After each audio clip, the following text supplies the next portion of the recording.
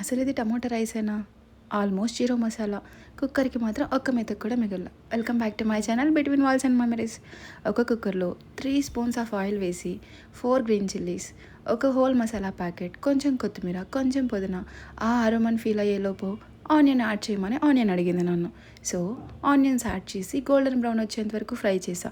ఆ తర్వాత ఆ అరోమా ఫీల్ అయ్యే లోపలే టమోటాస్ యాడ్ చేసా. టమోటాస్ బాగా సాఫ్టన్ అవుతున్నాయి.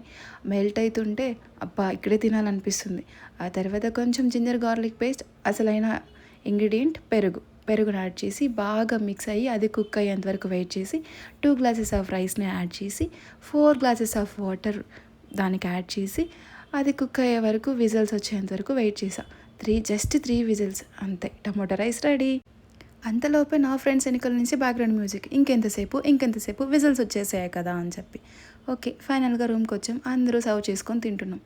నాకు నిజంగా తెలీదు నిజంగానే మా రూమ్మేట్స్కి ఫ్రెండ్షిప్ ఎక్కువైందో లేకపోతే టమాటో రైస్ కోసం నటిస్తున్నారో అని చెప్పి.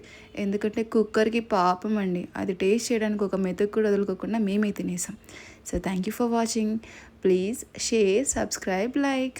మీకు నచ్చితే మీరు ఇదే సేమ్ ప్రాసెస్లో ట్రై చేసి ఎలా వచ్చిందో నాకు కమెంట్ చేయండి. మర్చిపోకుండా చేస్తారు కదా. చిన్న పిల్లలకి కూడా ఈజీగా సర్వ్ చేసే మంచి డిష్ అండి ఇది. జీరో మసాలాతో చేశాను. మీ ఫ్రెండ్స్కి కూడా మీరు ఇలానే చేసి పెడితే వాళ్ళు ఎలా ఫీల్ అయ్యారో నాకు కమెంట్ చేయండి. మా ఫ్రెండ్స్ అయితే మాత్రం మస్తు ఓవరాక్షన్ చేశారు, ఎందుకంటే టమాటా రైస్ ఎక్కువ తినాలి అని చెప్పేసి. 5 స్టార్ హోటల్ లెవెల్ చెఫ్ కాకపోయినా హోమ్ లెవెల్ చెఫ్ అయితే అవుతున్నా రోజు రోజుకి. Thank you for your support.